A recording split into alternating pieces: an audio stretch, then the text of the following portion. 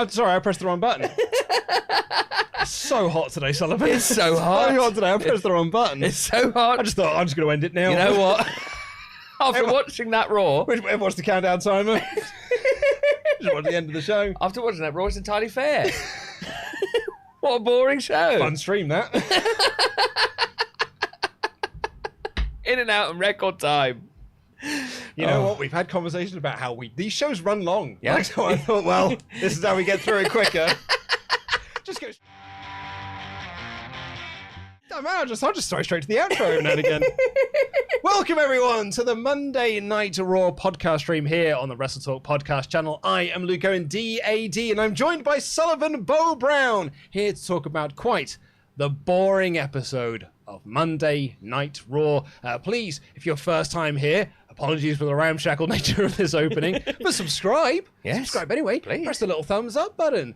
Tell your friends. Clip this out and share it amongst pets and get people to come across to our channel and join the fun and conversation. If you're all about joining fun and conversations, why not go to WrestleTalk.com/support. Get in your Ultrachats because we'll read out every single one of them above $5 US. Now, point of order, apologies if you can hear that noise in the background. Yes, absolutely. Yeah. We have got the air conditioning. There is no air conditioning in this room. No. So we've got a portable air conditioning unit that Ollie rented like a couple of years ago. Yep. And I at the time I was like, what a silly investment that is. Yes. What a fool. What a fool. I'm so glad he did.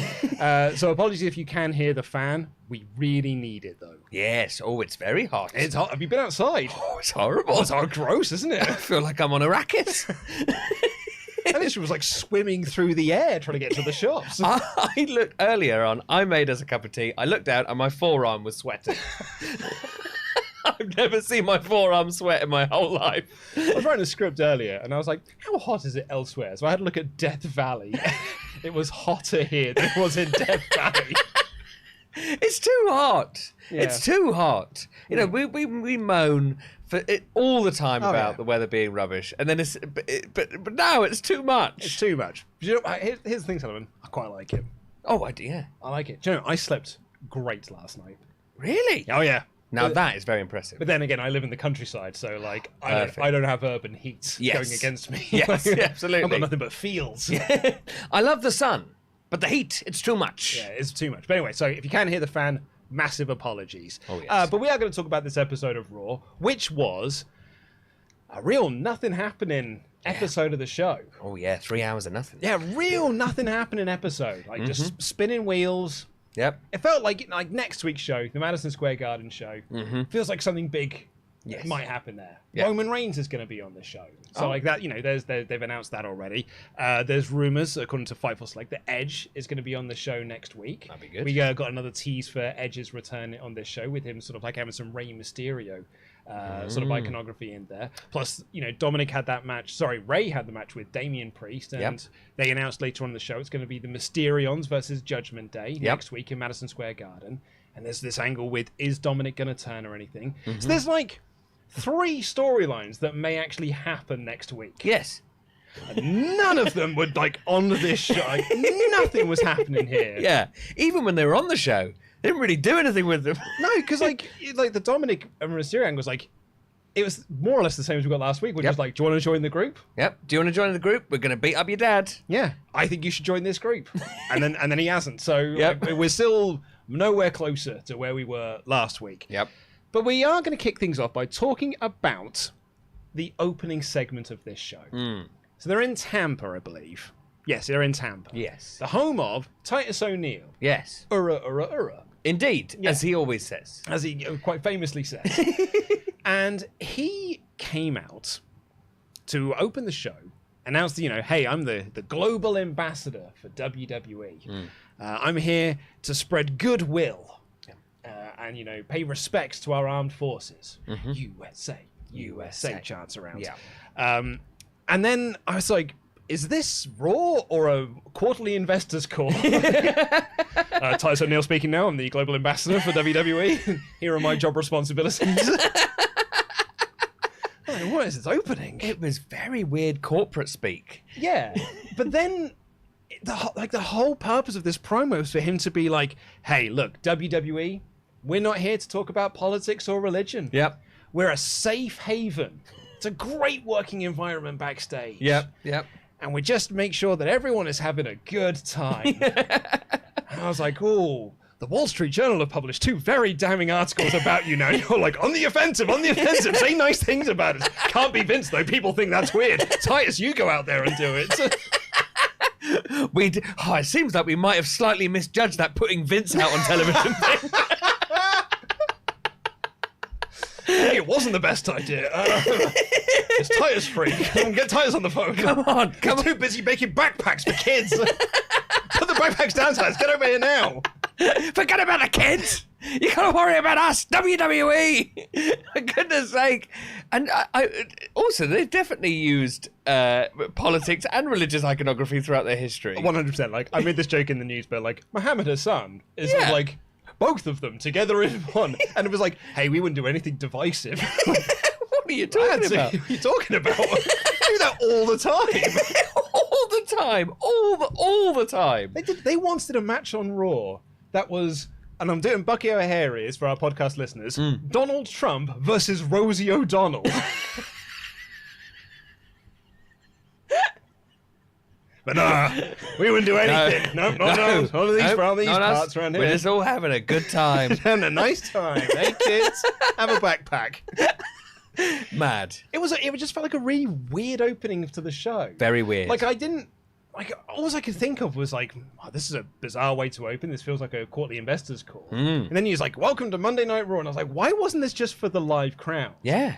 But really, it's because they needed this public thing. This needed to be on TV. So, like, if you have read the Wall Street Journal, or you've seen like people talking about it on social media, you've seen people talking about it on the TikTok or whatnot, and you're like, oh, I'm going to tune in to watch this Monday Night Raw, see what's happening. First thing you're seeing is, boom, this guy here, this impeccably dressed man. Yeah. This brilliant statue of a man. Yes. Such a great talker, a wonderful presence, incredibly charismatic man. Yep. Talking about, look at the good things that we do here. And I suppose if you're sort of Joe Public and you see this, you're like, man, maybe the Wall Street Journal are the baddies here. Like, they're actually the wrong uns in this story.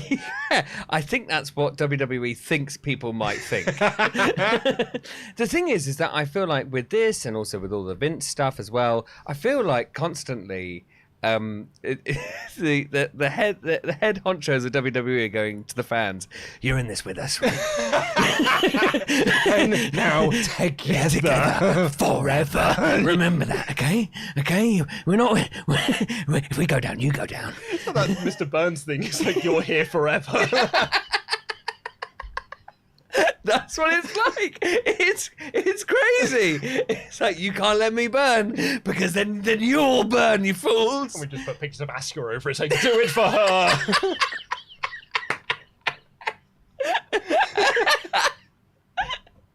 I love that it's Asuka. That's a great choice. Yeah, it's absolutely. So I'm watching the show for Asuka. I mean, one day she'll get that push. Come on, Asuka. Come on. Hey, she didn't win the 24/7 title. If anything, she came out that segment smelling of roses. Yeah, absolutely. Thank goodness. So yeah, a weird way to open the show. I felt like a little bit uncomfortable about it, but at the same time, by the end of the show, where I was like, wow, nothing really happened. At least I can look back at this segment and think, it's a talking point. Yep. It's something. It's something. I was talking to Denise about this on Friday, because I was having a conversation with Sati Nyangi of the NXT review show fame. And we were talking about like how, man, we've been through some dire periods of Raw. Like, I've watched Raw in some rubbish periods. That was something I was like, I used to watch it in the mid-90s. And I was like, and if they can't turn me off with that, then I'm watching this forever. And I was like, yeah, same, dude. Like, we've watched through that mid-2000s dreadful period of time, the reign of terror and all of this. Yep. We've watched the squashing of the Nexus, the CM Punk, like that summer of Punk that we all thought was going to be great, being not all that great. And then, like, because John Cena, LOL, John Laurinaitis, and all of this sort of stuff. I get a long title reign, but it was all there just to give The Rock a win. And then, like, okay, well, we've just been through all of these bad times. And I've been that angry guy on the message boards. Yeah. Smart Marks forums being like, Raw's the worst. It's the worst show ever. I hate this show. Yeah. And now I'm watching it being like, it's not a bad show. No. but it is boring. It's so dull. And I think that is worse. Yeah, oh, it's much worse. So much worse. Because, like, if I was still an active member of the Smart Marks forums, I don't even know if forums are still really a thing these days. I guess it's just Twitter, but yeah. Like, if I was to go on Twitter, like, I don't know what I would say. I can't live tweet this show. No. I don't know what I would say. No, exactly. And it's actually, it's. I think it's ultimately, it reminds me of, you know, the famous entertainer P.T. Barnum. He used to write bad reviews about his own shows anonymously, write into newspapers, basically saying, this show is awful, it's the worst thing I've ever seen. I hated it, because he knew that people would have to see something that was really bad. At least it was something. Yeah. They said that about Howard Stern. Like, there was like, his audience was sort of split in half. There was like half the viewers that loved it. And they were like, you know, the radio station did surveys, like, well, why do they listen? It's like, well, they want to see what he's going to do next.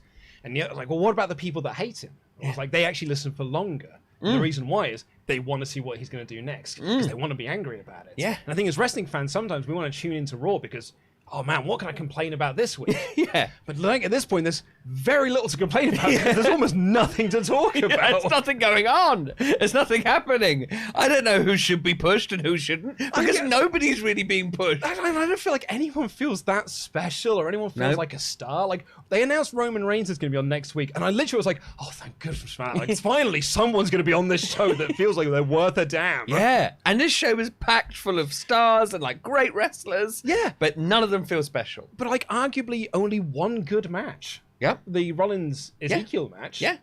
Which is remarkable, that Ezekiel match.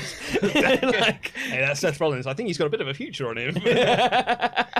Just say it was a remarkably just dull edition of Monday Night Raw. And so a little peek behind the curtains here.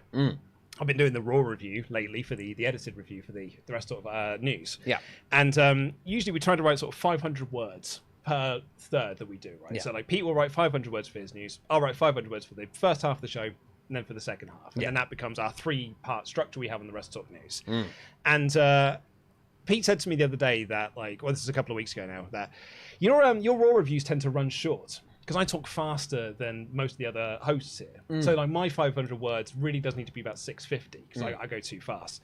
And he's like, I know they called about 5 minutes, but your reviews are clocking in at like almost about 5 minutes. And I was like, well, Pete, it sounds like your segments are running short then. Like, anyway. But he was like, you just have to write longer reviews. And I was sitting there being like, oh, I don't know how. I don't know how I'm going to get an extra 150 words out of some of this stuff. Honestly, I'm amazed you got 500 words out of this.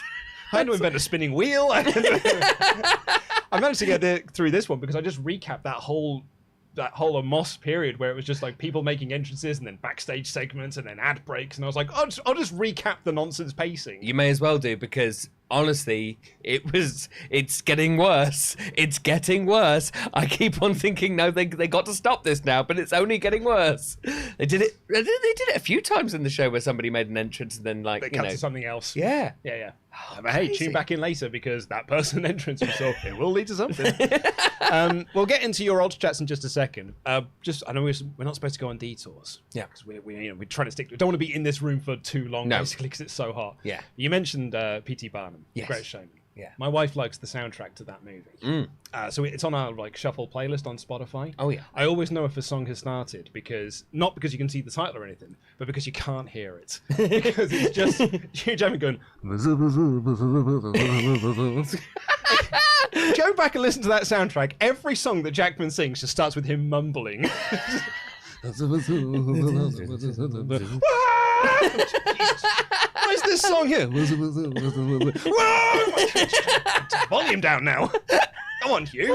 That's what you're mixing out. For goodness sake, why not tell the true story of P.T. Barnum, who was a horrible, horrible man. Horrible human being. Like, genuinely reprehensible on so many levels. Well, you can join the conversation here. WrestleTalk.com/support. Get your opinions heard about the Titus O'Neil opening, anything that happened on this show, though, as we've said, wasn't a lot.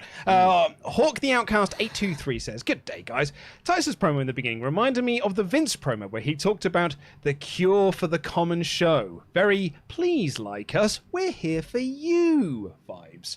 Also, weird coincidence this morning. Before turning into the stream today, I was listening to Under Consultation, and you guys were talking about June. Now I tune in, and Sully is talking about it being as hot as Planet Arrakis. Love the timing. Lovely stuff. Man, that must be a really old episode of Under Consultation then, because I think the only June thing I can think of outside of the movie, in Series 2, they reviewed June 2, the video game. So it must have been that. So the Series 2 episode. But anyway, thank you so much for listening to my podcast and watching this one. Yeah. Tengu Ray said, the opening was one of the most uncomfortable things I've seen in a while, especially with the allegations. Then you add to this is the second time they've used Titus to cover for scandalous moves. Remember him hosting WrestleMania with Hulk Hogan? Yes, I completely forgot about that, yes. Yeah. Poor Titus O'Neil. Yeah, coming out dressed as a pirate being Army Harden. Boo, Titus. In Florida, no less. Let Titus do other things rather than cover for your horrible actions. Yeah, it's like the same state, like his home state. Like, welcome to WrestleMania, guys. Let me tell you something, brother. Oh, man. All right. Sorry, that really got me in the end. Please don't boo us too much. Oh, wonderful. Jack Nichols says, 10 out of 10 show. Well-written show with character storyline developments, twists and turns that blew my mind. My new gripe is the Raw this week was too short. Can't wait till next week. Sarcasm. Josh's TKM Wrestling Stag last weekend. Email imminent. Very nice. We'll read that email out at some point in the show. Great. Charles Berg says, I'm here to make the argument that Thunderdome era Raw was better. And don't get me wrong, both shows were hot garbage, but Thunderdome was so stupid it was somewhat entertaining. So we had things to laugh at, also dog photos. This show is just boring, jam that jam. That, you know what, like Charles has made this point before, that Thunderdome era of Raw has been better than live in-person one. And I keep thinking that can't be possible. Yeah. Thunderdome era Raw was bad. But that's kind of what we were talking about earlier. Yeah. At least when it was bad, like, you know, Shayna Baszler running backstage and being chased by Lily Doll. Yeah. Or like, you know, yeah. all the Alexa Bliss transforming into different outfits nonsense. But you're like, what is this show? Yes, yes. I don't know what, am I watching wrestling or Buffy the Vampire Slayer? I don't really know what's going on here. But you're kind of right, like, at least when I got sat down to review, I was like, I've got something to talk about this week. At least it was something. Yeah, it was something. They were trying. They were definitely throwing things at the wall. Yeah. Not all of it stuck. Nope. But some of it did. And in this case, they're just not. They're not even throwing anything. They're just throwing it on the ground and then hoping that you tune in next week. It's real first draft. Like it smells of first draft material. Yeah, this'll do, right? It's there. It's definitely on. Oh, we filled all 3 hours. We've absolutely filled the hours. Don't worry about that, unless maybe it runs a little short and we have to continually come back to the Miz. But whatever. We'll just have a contingency plan there. The Miz will cut a second promo. I'm sure that'll be, but it won't come to that. It won't come to that. Well, we filled all 3 hours. Of course, it took me 3 hours to write. Surely going to take 3 hours to. This didn't take 3 hours to write. Come on now. Sorry, I'm being ridiculous. Get in the rest of your Omega chats. We'll read out the rest of them at the end of this show above the $5. We'll read out every single one of them above that level before the show is out. Right, so let's talk about the rest of this week's show. Yes.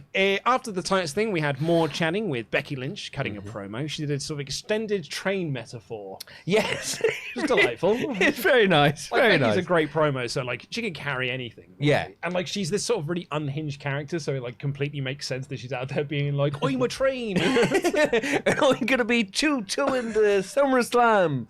Yeah, absolutely, you're right. That was brilliant. Yep. And then it was interrupting promo who because Bianca Belair came out, and then Carmella came out, and they set this up with the heels beating up Bianca Belair before the title match with Carmella. Yeah. So Bianca Belair is fighting from underneath in her match against Carmella.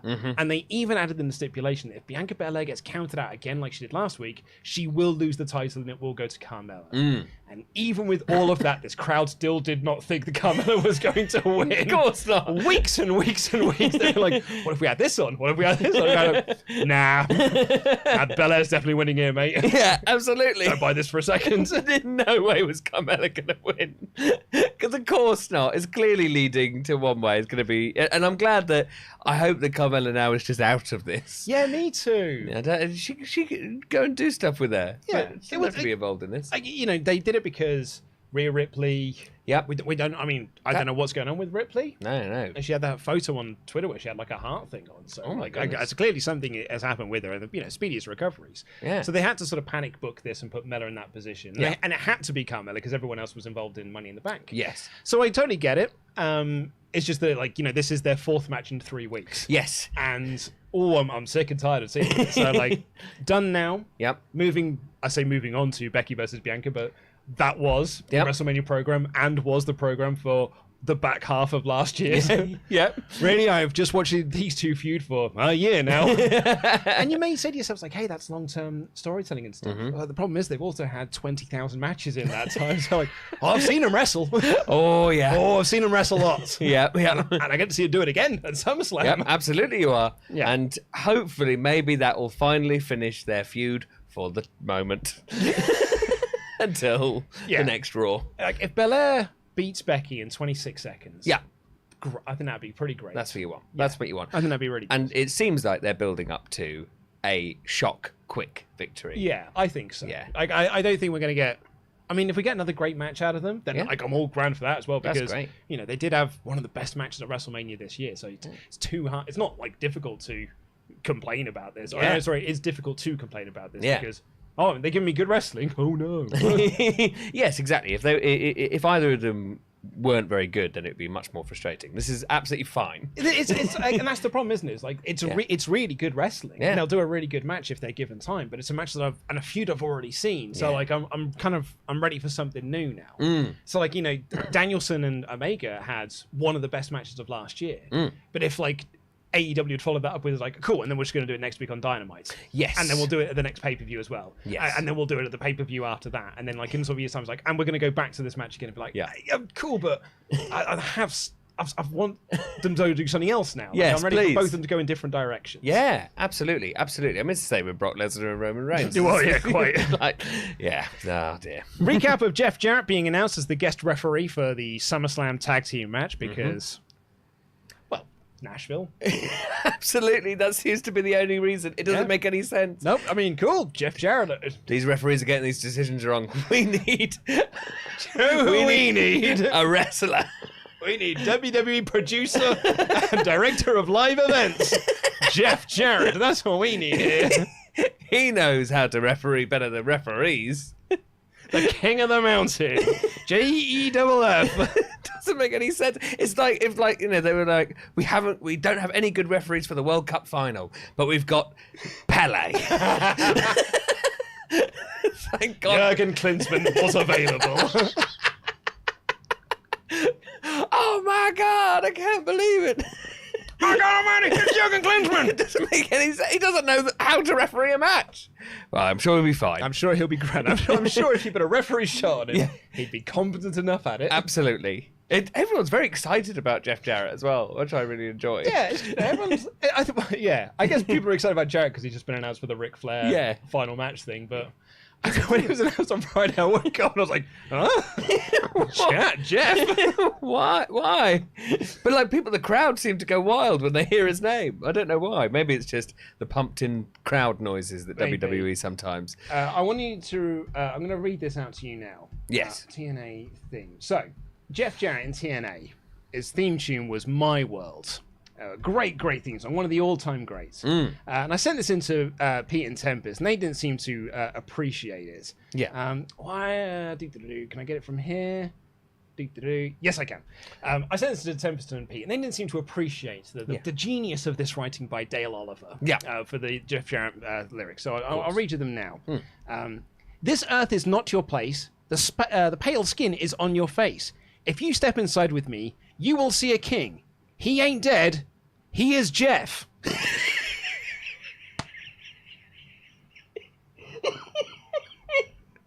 Don't want to hear your big mouth talk in my world. He is Jeff. He is Jeff. It's not wrong. It's not wrong. He is Jeff. I cannot wait to finish this podcast and listen to this song in its entirety. He is Jeff. He ain't dead. He is Jeff. He is Jeff. He is Jeff, though. And it's just one of those names. I think Tempest pointed out recently, there's someone on the WWE roster called Eric. That's it. just Eric. It's Jeff. We had the KO show with Matt Riddle. Kevin Owens returned on this show. Yeah, lovely stuff. I didn't really do a great deal. Nope. I guess his feud with Ezekiel is over now. It doesn't make any sense, though. With no resolution. They're all interlinked, but none of them are getting resolved. Yeah. That's what is confusing me, because Seth Rollins and Ezekiel seem to have problems with each other, and Kevin Owens and Riddle... Well, Kevin Owens wanted to become a tag team with Riddle, and I was like, actually, I'd love to see that. Yeah. That'd be great. But I suppose they're waiting until Orton comes back. I get it. Yeah. But like, And I thought maybe they'll do something with the Rollins and Owens relationship that they had earlier on this year. Yeah. But that doesn't appear to be part of this either, because the segment was a bit of comedy, and then Seth Rollins attacked Riddle, and Kevin Owens just vanished. Yep. Disappeared, and Rollins hit a couple of stomps, and that was it. Yeah. Really strange. Yeah. I don't know where any of that it was necessarily leading. I know that obviously Rollins and Riddle are going to be facing each other, but like, I didn't feel like there was nothing moved in the story. No. It was just, you still I actually don't think like the match they did, the Rollins versus Ezekiel match, actually was more effective than this segment was. Yep. And actually all this segment highlighted was, we got nothing for Kevin at the moment. Mm-hmm. Yeah. Kevin then interviewed with... Kevin Patrick interviewed Seth Rollins, and Ezekiel walked up, and that set up the match later on. The Judgment Day cut a promo, and... God, they're so lame. These two idiots. They cut back to when they cut out Edge, and it was still like, this doesn't make any sense. It's also like, here's the only thing we've done in our 5 weeks together as a tag team. And it was the first thing we did together as a tag team. And it was probably one of the worst decisions we would have made as a group together, because since then, all we've done is sort of lose quite a few matches. And not be on TV. Be on TV. But as a reminder, here's what we did. Oh yeah, I could watch that all day. Finn, why would you watch that all day? I feel like I watch it every week. Damian Priest then took on Rey Mysterio, which Priest won. Decent little match. Wasn't given a huge amount of time, but it was okay for what it was. And then the promo was to set up to be like, we guarantee that Dominic's going to join our group. Yeah. And the way they were going to do this is by going to give Rey Mysterio the concerto and said, Dominic, if you don't join our group now, we're going to smash your dad's brains in just like we did Edge. Yeah. So Dom says, oh, cool, I'll join your group. And they were like, nope, that was a test. And they beat up Dominic and beat up Rey. Yep. And the commentators were like, it's because that's not the way they really want Dom to join the group. Yeah. And I was like, well covered, I guess. And then later on, Finn promo being like, see, the plan was.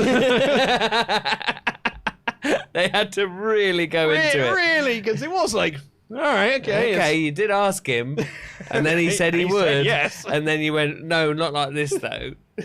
It was like a teenager trying to date, and you're somebody asking someone out, and then they go yes, yeah, and they go, oh no, but don't. Yeah. No, actually, now you said yes. No, I'm not interested. We then got, hilariously, a recap of Rollins attacking Riddle. Legit, it was one segment ago. I didn't even realise that. My note. I was like, recap of Riddle and Rollins. Yep. And I was like, hang on. That literally just happened. Spooky promo for Edge. It was the same one we got last week. And then we got Rollins versus Ezekiel. Now, this gets a big thumbs up from me. A, decent little match. Yep. But B, and I think what this really achieved, is that this built Rollins. Yeah. This gave Rollins a really big, decisive win. Made him look awesome. Yep. Like, Ezekiel's not doing anything at the moment, so it's absolutely fine to beat him. Yep. Rollins has got the big match at SummerSlam against Riddle. Yep. So Rollins has now got momentum moving forward. Yeah. He won. Yeah. I was like, they didn't do a big crazy angle with Riddle or anything like that, but they made Rollins look good. Yeah. And that's a good way to hype up a pay-per-view match. I was like, this is really simple stuff here. It's like fundamentally never on these shows. That's the thing. That is the thing. It's the most basic of things. You want people to buy the pay-per-view, so you make the people who are on the pay-per-view look very good. Yeah. And then people will buy the pay-per-view. And like, people say like, oh, why do you prefer AEW over WWE? Because like, cards on the table. Yeah. I do prefer watching Dynamite than I do Raw because Dynamite always feels like there's something happening, things are moving forward. Yes. And this is what 85% of Dynamite is. It's matches like this where someone wins in a decisive manner because you're building them up for something else. Yes. And that's great. Yeah. Like, that's fine because some people are building up for stars because they've got star things they're going to be doing, while other people are just like, well, I'm doing this at the moment. I'm just treading water for the moment because then I'll do all the star making stuff and I will get the matches for the pay-per-view. Yeah, exactly. And it's fine. Yeah. It was perfect. But it was like just a small level of competence on this show where I was like, 5 stars. Absolute 5-star. Unbelievable. Unbelievable. Because then... I am legit going to read this in order as what happened. Yeah. We got a recap of Omos beating the Tag Team Championship contenders last week. Yeah. We then got Omos and MVP hanging out with the Usos backstage. Yes. Omos was terrible at acting. Oh, yeah. We then got the Usos making their entrance, and they announce it's Omos versus Angelo Dawkins coming up next. We then got an ad break. We then got the recap of the Judgment Day beating up the Mysterions. Yep. They then announce it's Rey Mysterio's 20th anniversary celebration at Madison Square Garden next weekend. Yes. We then got Judgment Day backstage cutting a promo about Dominic explaining their actions, and they announced that they want to challenge the Mysterions to a match at Madison Square Garden next week. They then recap Jeff Jarrett being the special guest referee for the match at SummerSlam. Yep. We then got Omos making his entrance. We then got the Street Profits cutting a promo. We then got the Street Profits making their entrance for Omos versus Angelo Dawkins, a match that was announced ages ago. And the match went 90 seconds. When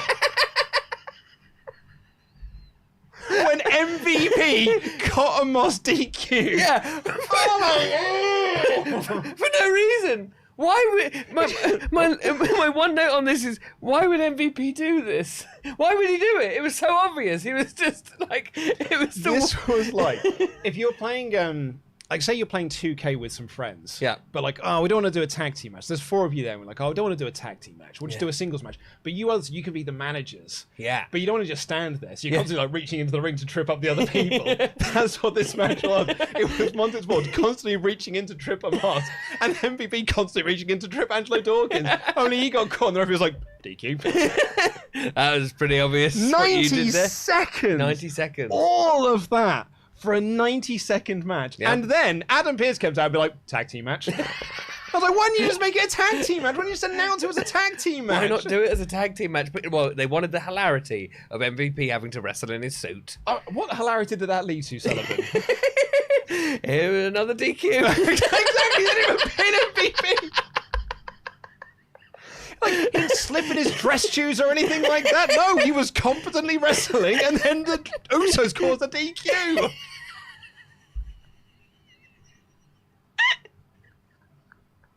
I got such a huge chunk of this show. I'm like, oh my god. Oh my god. It went on for so long. It went on for ages. Nothing. What a colossal waste of time. Such a waste of time. It felt like the entire second hour was this.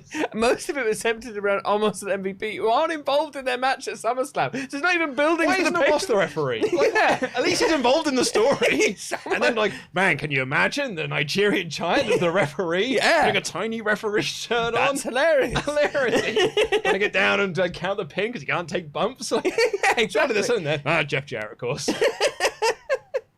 I think it was excellent storytelling. I don't know what you're talking about, Luke. I think they smashed it out the park. Honestly, I was like half an hour it took to do all of that.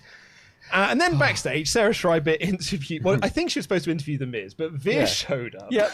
And just looked at the camera and went, boo. And left. Then he just went off. We're at that stage now with Veer's push where it's like, well, the squash matches amazingly didn't work. Yeah. Can't imagine why, because it never works. So he just says boo now. And she's not even that scared, really, not that bothered by him in any way. What a vicious savage he is. Boo. All right, okay, well, here's The Miz. I'm going to go and chat with this guy. That guy's weird. How you doing, The Miz? Bloody hell. Sorry, how are you doing, The Miz? How you doing, The Miz? The Miz. I'm just sitting there. Sarah interviews Vitor. He says boo because he's weird. Oh, she was supposed to interview Miz. What was that? Anyway, Miz cuts the same promo he's done for the last few weeks. It was literally a recap of the story without having to show all of the story that's happened. Oh, that's because that's what Theory's here to do. Because Austin Theory comes out and just walking recap machine Austin Theory. He's like, hey, everyone. So I lost my title at Money in the Bank. But then I won the Money in the Bank briefcase. And then at SummerSlam, I'm going to cash it on Roman Reigns or Brock Lesnar. And then last week, Dolph Ziggler came out with video packages either side of this. I'm like... So, I talked about this in my edited review. I'm going to talk about it here in case anyone hasn't seen it. Stan Lee's ethos. Like, what a brilliant ethos this was. Me and Ollie used to run this ethos as well when we used to do our old movie podcast. Every comic book is someone's first comic book. Right. So you can't write a comic book expecting that every reader has read everything that's come before it. So sometimes you'd have like those little box outs that were like, read X-Men 52, true believer. And, you know, something along those lines, right?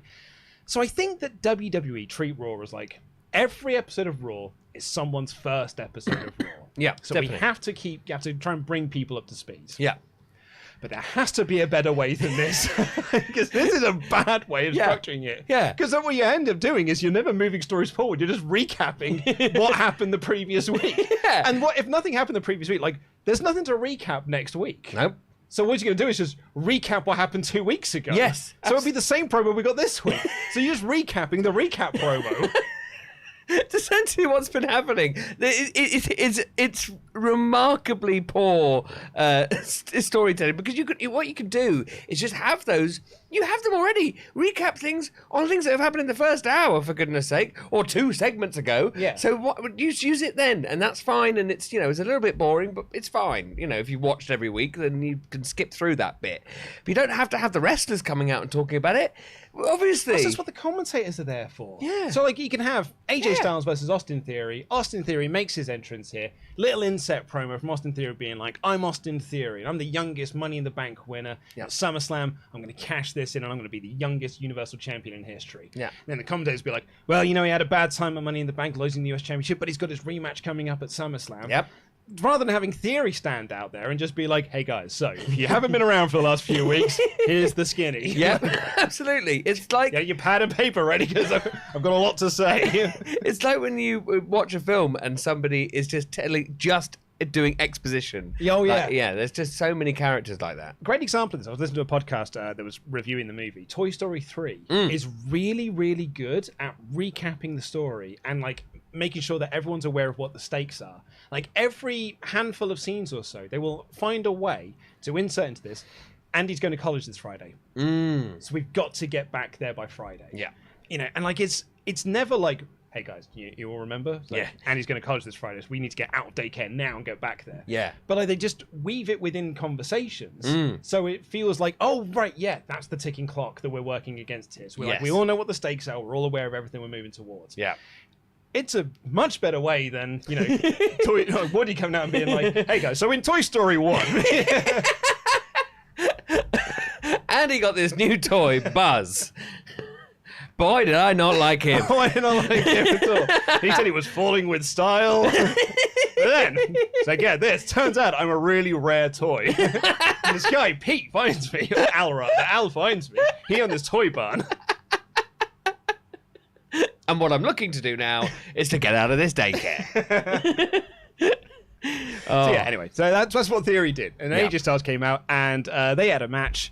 And did I recap this? Did I actually do this bit in my review? I don't know if I did. What, the AJ? I actually don't think I talked about this in my review. Amazing.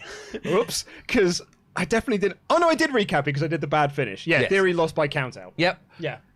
Of course he did. After 2 DQs, it followed by a count out. I was like, this is ridiculous. So someone's just said then, you can't compare Toy Story to WWE. Toy Story appeals to kids. Oh no, wait. That's what WWE are trying to do. Also, I want to crib someone's comment I left on my edited review video. You know when you're like recapping, they're like, people make an entrance, then you go an ad break. Yeah. They said you should call that segment Everything Everywhere All at Once. Really made me laugh. Very good. That's very good. I am going to steal it. Oh, yes. I'll credit who it is. So yeah, another loss for Theory. Hasn't won a singles match since Hell in a Cell. Oh my goodness. Yeah. Hasn't won a singles match since Hell in a Cell. Oh my God. I can't believe that. No. Can't be like, because, you know, this is WWE. He's got the briefcase, so like you can beat him 7 ways till Sunday because doesn't matter, he's got the briefcase. He'll probably be the champion, and then you can just forget all the losses. Yes, exactly. And I just don't think it builds people up. Also, are we thinking that Dolph Ziggler, I mean, why he's doing all this, I don't know. That's never explained. But do we think that he's the one who's going to ultimately stop him from cashing in? I mean, that's not a bad shout, you know. Yeah. Actually, like, we were talking about this, like, is he going to cash in at SummerSlam? Yes. I mean, I came up with the theory that maybe he'll get beaten up so badly by Bobby Lashley, he's not going to be around for the end of the show. Yes. But yeah, I quite like the idea of that he tries to do that, but Ziggler actually stops him. Yes. And that's how you, like, almost start or actually add the next gear of Theory versus Ziggler. Yes. Yeah. That makes most sense to me, because obviously I don't think we want Theory cashing. I don't think even WWE want Theory cashing in at SummerSlam.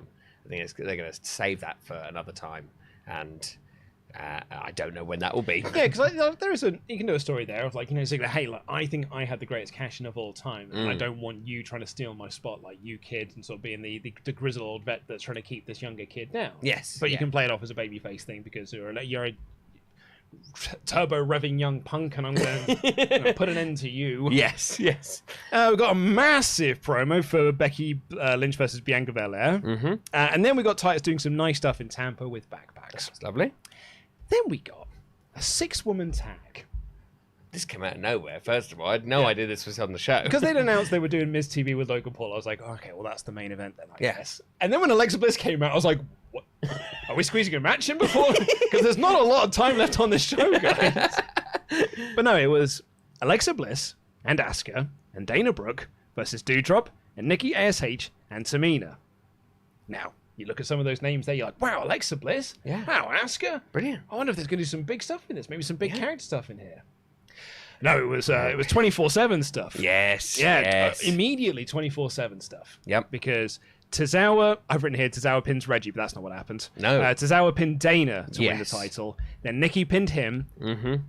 Then Alexa pinned Nikki. And then Doudrop pinned Bliss. Yep. And then Tamina pinned Doudrop and won the title. Yes. Then Brooke pinned Tamina to win the title back. Yep. And then Asuka won the actual 6-woman tag by tapping out Nikki Cross.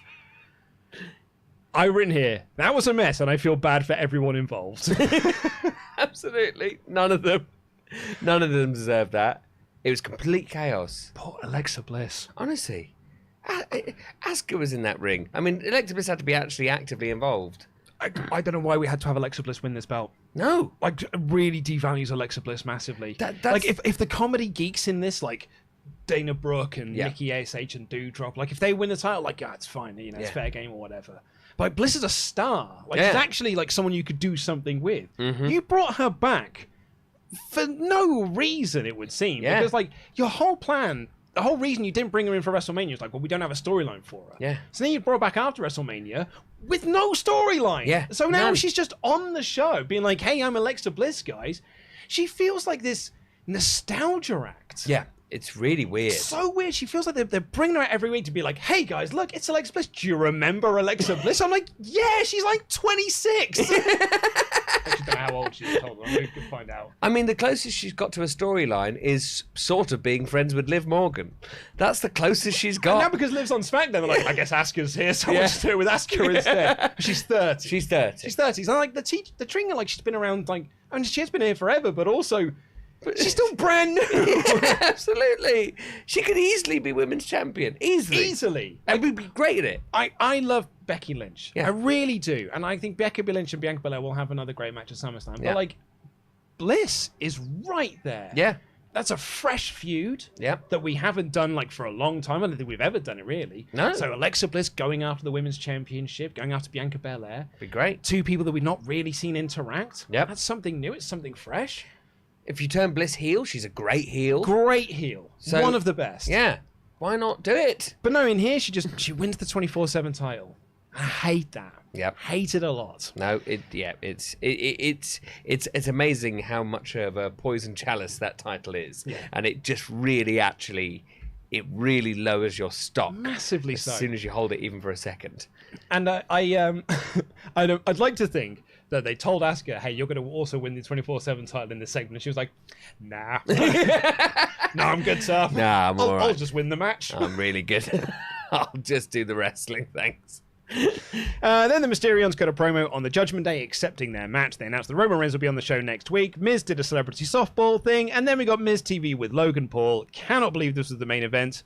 Logan Paul got booed so badly by this audience. Corey Graves had to be like, yeah, it looks like the WWE Universe prefers the Miz. I'm like, yeah, of course they do. They definitely do. Because no one likes Logan Paul. No, he's insufferable. He is insufferable, isn't he? Yeah. Stands in the ring, he's got this stupid face on him. Yep. And I'm like, I don't know why I know why the company thinks he's a babyface. Like, oh, he's got 25 million followers on the TikTok. And it's like, well, of course, 25 million people love him then, I guess. As opposed to the Howard Stern thing of, people probably hate follow him. Yes, absolutely. And, like, they're just desperately trying to make him a babyface. And the crowd are going, no. But they're not, like, massively booing him. They're just like, boo, I guess. Yeah, boo. I don't like him much. Also, I don't really like the Miz either, so... Yeah, Miz, I guess. Boo. Boo. And, guess what they said? Miz has got tiny balls. It's very good. It's funnier the more they say it. Yeah. It's even better. He's got that T-shirt. He's got a T-shirt now. Wow. I hate that. Hate that T-shirt.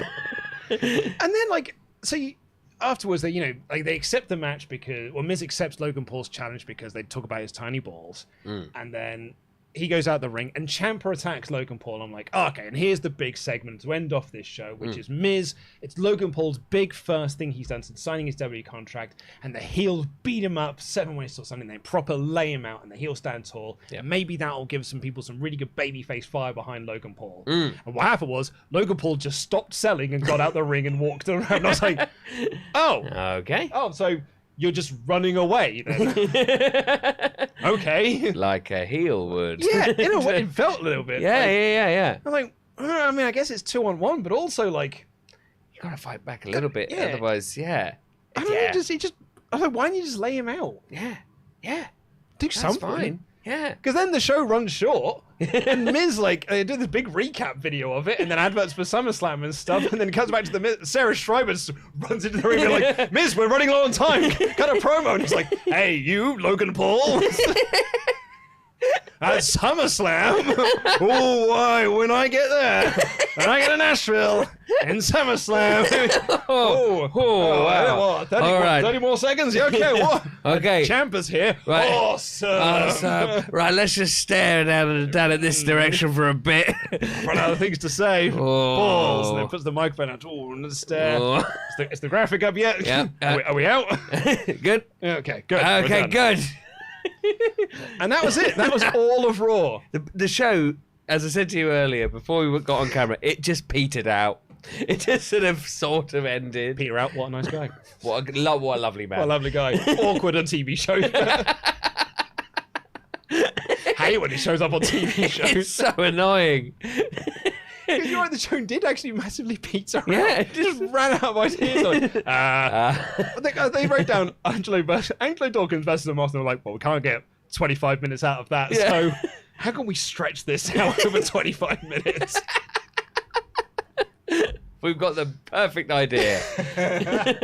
I gave it like 2 out of 5. Yep. Because I think that's fair. Like, it's, bang average episode of Raw. Like, just nothing happening. People are like, you're way too kind on the show. But, like, I'd like to save my 1 out of 5s for actively bad episodes of Raw. Yes. This wasn't actively bad. It was just dull. It was just boring. There was nothing happening. 1 out of 5 was almost so bad it's almost good. Yeah. Oh, man, I'd kill for a 1 out of 5 show, Sullivan. I really would. Hey. I'd do anything for a 1 out of 5 episode of Raw. Oh, just a measly crumb of a 1 out of 5 episode of Raw. Think of the fun we'd have. So good. Be so good. No, 2 out of 5 is, I think, much more damning. So much worse. It's so much worse. It's like when you go to the Edinburgh Fringe, the enemy of your reviews are the 3 out of 5 and 2 out of 5 reviews. Those are the ones you don't want. You want 1 or 5. That's all you want. They're the best. Oh, well, I'm sure grubby little mitts won't have those issues. You got your 4. We got a 4. That's all right. Hopefully a 5 or a 1. That's good. Yeah, that's what we're aiming for. Yeah. So if you're going to the Edinburgh Fringe and you're writing reviews, please give us either a 1-star or a 5-star. If you go to Sullivan's show at the Edinburgh Fringe and you're like, man, that was a real 2 out of 5 show. Yeah. 1-star review. Just give it a 1-star. Just do a 1-star review. Just do a 1-star review. It's absolutely fine. If you just to support me, it really brings in tickets. Honestly, B.T. Barnum was a genius. Okay. A terrible human being. terrible man. Oh, he's horrible. Right, well, let's give a special shout out to some of our $25 above or more Pledgehammers on Patreon. You can get those, you can get a shout out like that over at patreon.com/WrestleTalk, where also, I'm just going to put some Hall of Fame music on here. Myself and Tempest will be reviewing WCW Bash at the Beach 1996 for WrestleTalk Extra. One of the most pivotal pay-per-views of all time. I've been watching the show, and it's a real nothing show until something happens right at the end. But hey, John Tenta versus Big Bubba in a coins in a sock on a pole match. And then it was followed up with, this is a bit of a spoiler for the review. Yeah. Diamond Dallas Page versus Jim Duggan with like a ring on the line, the Lord of the Ring. And I was like, oh, it's the Dynamite Diamond Ring. Tony Khan really does like WCW. But also, you like Quizlemania, don't you? I love it. Absolutely love it. I mean, I'm a big fan of Quizlemania as Oh, well. yeah. Oh, yeah. But like, you know, if I'm not one of us, I can't be on Quizlemania. Yeah.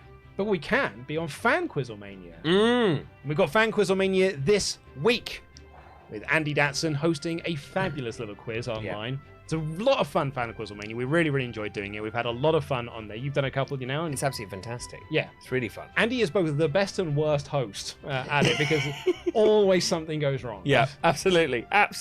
But he's amazing at it. So go and check that out, patreon.com/WrestleTalk. And shout out to Michael Mark for Life Plowman. And meticulous Michaela Traub. NJ Hornsberg. This is some kind of Patreon shout-out. Nate. Drop surname. The Batsman, Nathan Batty. Oh, Kingslayer. Peter Fiber Brauntus. Probably better than Kyle Phillip O'Reilly. The man who wears the gold. The man recognized by SWAF Nation International as the 24/7 champion. Our legend. Daylight Robbery, Rob James. Rob Steiner Recliner. And Yo Adrian Rocky. Thank you all so much for your amazing support on patreon.com/WrestleTalk. Let's do the rest of your Ultra Chat. See what you've got to say. Join the conversation. Ding, ding, ding. This is your final call for them. It's WrestleTalk.com/support. And we're going to kick things off here with Riot DR that says, hey, yo. You've stated that Raw is a decent 2-hour show that actually happens to be 3 hours. I'd like to add, Raw books about 2 weeks worth of story and stretches them out over a month and a half. Rematches and recaps galore. What a bore. Oh, and hello, Sullivan. Hello. That's a really good point. I like that a lot. It's a 2-week story stretched out over a month and a half. Yep. That's I think nice. that makes a lot of sense, yeah. Will Campbell says, hello, Sullivan. Also, poor Titus. Only being trotted out when WWE is trying to smooth something over. I was at both nights of WrestleMania 37, and by pure association with Mr. Jam, that Jam himself, the man was getting booed out of the building, and it was louder in person. Poor guy. He doesn't deserve it at all. He doesn't. What a nice guy. He's just standing near Hulk Hogan. That's his cry. Boo, boo. Micah Pellegrini. Hey, fellas. Been a while, so take my Australian dollars. Did Titus come out as a surrogate for Vince to say, nothing bad happens here? Here's me being a nice man. Very nice, very weird. Also, Sullivan's laugh is infectious. Thank you. And it is. But yes, that is... He was trying to have to be like, this company's great, guys. Yeah. Honestly. Oh, yeah. What a place. Oh, there's nothing wrong here. 70 billion views on YouTube. Yeah. 70 billion people can't be wrong. You know a company's good when they're continually saying how they're not bad. No, we're not bad, though. We're not. So don't worry about it. Like someone made this thing during Pride Month. It was just like, this is what corporations are at the moment. You know, like every corporation changes their logo to the thing, right? And it was like Wayland Yutani from like OCP from RoboCop. Pride being like, hey guys, look at us. Pride Month. Eh? You're also evil. Brilliant. Dark Train 24 said, I tried to watch Raw. I watched the Miz Logan Paul segment and all the recap stuff and the Theory promo, and I just went, nope. Easier to watch through YouTube is where I would say. Chris here says, I'm in two minds about Alexa this week. Well, I'm finally glad she's a Grand Slam champion. I don't think that counts. But is this what I want by putting Alexa in a title picture?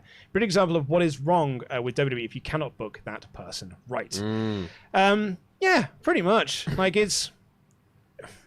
And like I really felt like they were trying to protect her as well. Like when she came back, they were like, "Oh man, she's unbeaten on Raw and that." Yeah, she got pinned in 10 seconds flat by Doudrop here. Yeah. Nothing against Doudrop. Bloody, I love me some Doudrop. No, it's Give fantastic. her a serious title contendership run. Absolutely. Like if you want to pin Alexa Bliss with Doudrop, that's absolutely fine, but not for the 24/7 title, for goodness sake. In 5 seconds. Yeah. After she's won it. It's ridiculous. Yeah, not cool at all. No. Charles Berg said, Sully, I have a question. Did you play Shredder's Revenge? We played it today. We did. We played it on our lunch break today. Yes. We played it, me, you, Adamant, and Terry. Yeah. Terry very much got into it. She was making all the noises and stuff. She kept it going, "Hiya!"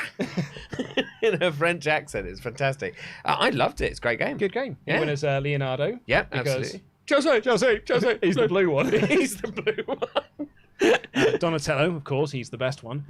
Adam was Raph at first, and then changed to... Oh, no, it was April at first, then changed to Raphael. And Terry was Mikey, and then changed to Splinter. Yes. I'm a rat, she said. I'm a rat, you have to listen to me. I am your sensei.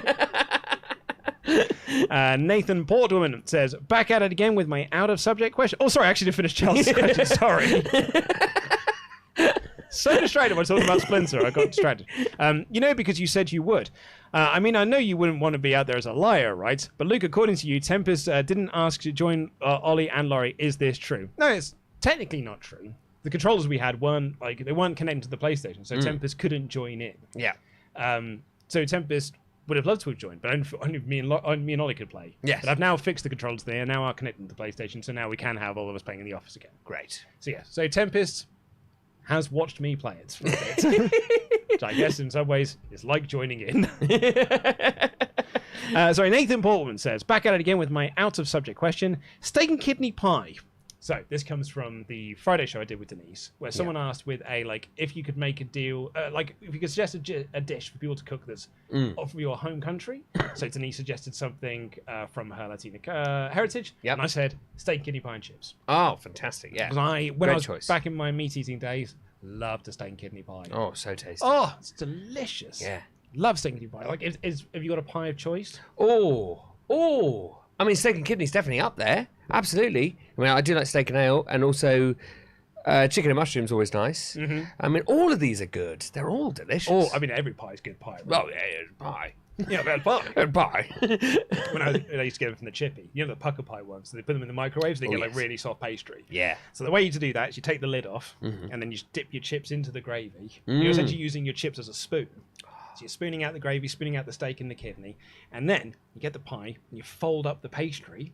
Before you know it, you've got a little pasty on your hands. That's amazing. It's 3 meals. For the price of one. For the price of one. Idiots. They didn't realise what I'm doing. They're still charging me for one meal. I'm smart. I'm smart, me. Can't get anything past me. Anyway, Nathan said, I wasn't sure of it, but it was tasty. So now I ask you, Sully, what is your favourite European dish that you recommend I make? As usual, thank you for everything. Love you guys. Well, if you're going for, British, I would say you must try a sticky toffee pudding. Oh, great shout. The best pudding. King of puddings. It's fantastic. King of puds. If you're going for actually just generally European, I would recommend Kaiserschmarrn is an excellent Austrian dish. It's got like plums and but also a Käsekreiner is the best Austrian hot dog. Oh yeah. It's a hot dog infused with cheese. Oh, hello. It's unbelievable. It was so good. I went to go and watch a football match at Rapid Vienna because, of course, and football. So I went along, and then I went to the stands, and I got the equivalent of like what is a pie for us. Just went, oh, I'll have this Käsekreiner bitte, and they were like, gave it to me, and it's completely like manufactured, like really cheaply, obviously, but it was so delicious. I had to come back and go, that was amazing. Can I have another one? They were like, okay, so of course we will get to another one. That's very strange. I've never had anyone say that to me before because it's just normal over there. It's just perfectly normal food. Käsekreiner though, delicious. Mwah. If you're ever up Liverpool way and you are going to a football match, maybe to Goodison. Oh yeah, Scouse pie. Oh yeah. Oh, Scouse pie at Goodison. Very nice. I like Scouse pie. Yeah, I've had it. I mean, Scouse is it's one of my favorite. It makes me think of home. My mum makes the best Scouse. Makes the best pan of Scouse. Yep. When I argue, anyone else be like, no, me mum makes the best Scouse. I'm like, no, you're wrong. My mum makes the best pan of Scouse. Because everyone thinks their mum does. But my mum is the one. She is the one that has the best pan of Scouse. And like the only other bit of Scouse that I would say is nearer to me mum's is when I have a Scouse pie at Goodison. Oh yeah, it's good. Oh, delightful. Do you want to do our last few Ultrachats that we've got here? Absolutely, yes. The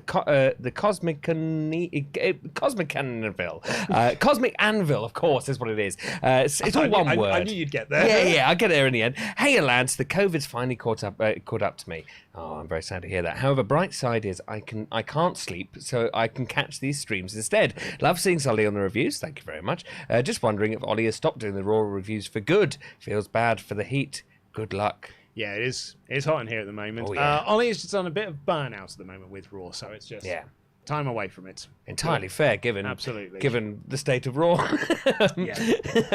Blue Star 124 said, "Just want to support you guys. Love your show." Thank you so much. That's really nice. Thank you, Blue Star. Lovely.